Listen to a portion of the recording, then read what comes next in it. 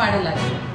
ಈ ಪ್ರಧಾನಮಂತ್ರಿ ವಿಶ್ವಕರ್ಮ ಯೋಜನೆಯ ಪ್ರಮುಖ ಉದ್ದೇಶ ಸಣ್ಣ ಸಣ್ಣ ಟ್ರೇಡ್ಗಳನ್ನ ಮಾಡುವಂಥ ನಮ್ಮ ಆರ್ಟಿಸನ್ಸ್ ಅಂದರೆ ವಿಶ್ವಕರ್ಮಿಗಳಿಗೆ ಧನ ಸಹಾಯ ಮಾಡುವಂಥ ಒಂದು ಅದ್ಭುತವಾದ ಒಂದು ಕೇಂದ್ರ ಸರ್ಕಾರದ ಈ ಯೋಜನೆ. ಈ ಯೋಜನೆಯನ್ನು 2 ಹಂತಗಳಲ್ಲಿ ನಾವು ಇದನ್ನು ಜಾರಿಗೊಳಿಸ್ತಾ ಇದ್ದೀವಿ.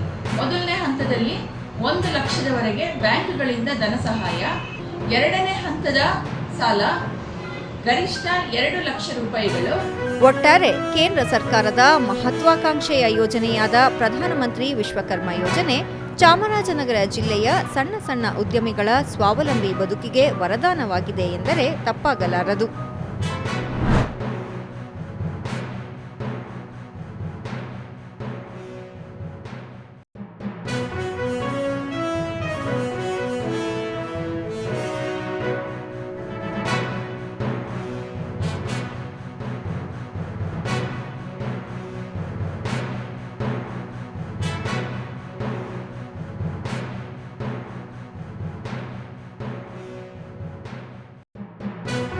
ಜಿಲ್ಲೆಗಳು ಬರ್ತದೆ.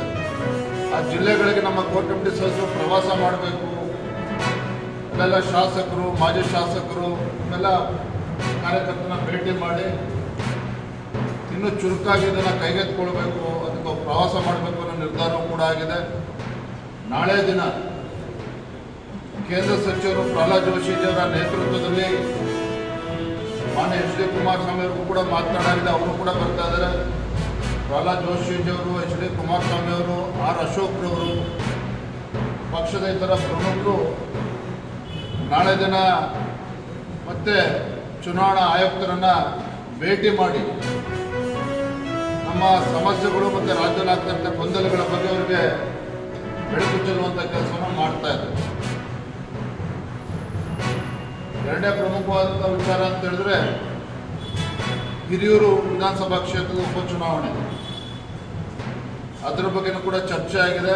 ನಮ್ಮ ಹಿರಿಯರಾಗಿರ್ತಕ್ಕಂಥ ಗೋವಿಂದ ಕಾರಜೋಳಜಿಯವರು, ಆರ್ ಅಶೋಕ್, ಸಿ ಟಿ ರವಿಯವರು JDS ಜೊತೆಗೆ ಅಂದರೆ ಕುಮಾರಸ್ವಾಮಿ ಅವರ ಜೊತೆ ಚರ್ಚೆ ಮಾಡಿ ಒಟ್ಟಾಗಿ BJP ಮತ್ತು JDS ಪಕ್ಷ ಒಟ್ಟಾಗಿ ಹಿರಿಯೂರು ಕ್ಷೇತ್ರನ ಗೆಲ್ಲಬೇಕು. ಆ ನಿಟ್ಟಿನಲ್ಲಿ ಯಾವ ರೀತಿ ಕಾರ್ಯತಂತ್ರವನ್ನು ರೂಪಿಸಬೇಕು ಅದ್ರ ಬಗ್ಗೆನೂ ಕೂಡ ಅವರು ಜವಾಬ್ದಾರಿಯನ್ನು ನೀಡಿದ್ದೇವೆ.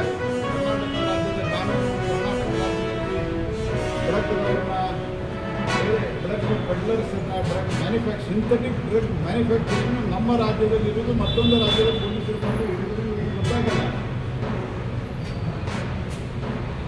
ಆನಗಲ್ಲದ ರಟ್ಟಿಹಳ್ಳಿಯಲ್ಲಿ ಪಟಾಕಿ ಹಾರಿಸುವುದನ್ನು ಬೇರ್ಪಡಿದ್ದಾರೆ, ಯಾವುದೇನು ಆಗಲ್ಲ. ಅದರ ಉಳಿದೆಲ್ಲ ವಿಷಯದ ಬಗ್ಗೆ ಅವರು ಮಾತಾಡಿ ಏನು ಕೇಳಿದ್ದಾರೆ, ಚುನಾವಣಾ ಆಯೋಗ ಕತ್ತೆ ಕಾಯ್ತಾ ಇದೆ, ಚುನಾವಣಾ ಆಯೋಗ ಎಲ್ಲವೂ ಸರಿ ಮಾಡುವ ಪ್ರಯತ್ನವನ್ನು ಮಾಡಿದೆ. ಆದರೆ ಕತ್ತಿ ಕಾಯ್ಲಿಕ್ಕೂ ಲಾಯಕ್ಕಿರಲಾರ್ದಂಥ ಒಂದು ಸರ್ಕಾರ ಏನಿದೆಯಲ್ಲ, ಅದನ್ನು ಅಧಿಕಾರಿಗಳ ಮೇಲೆ ಒತ್ತಡ ಹಾಕಿ 100% ಮ್ಯಾಪಿಂಗು, ಮಸೀದಿಯಲ್ಲಿ ಕೂತ್ಕೊಂಡು, ದರ್ಗಾದಲ್ಲಿ ಕೂತ್ಕೊಂಡು ಸ್ಥಳೀಯವಾಗಿರುವಂಥ ಕಾಂಗ್ರೆಸ್ ನಾಯಕ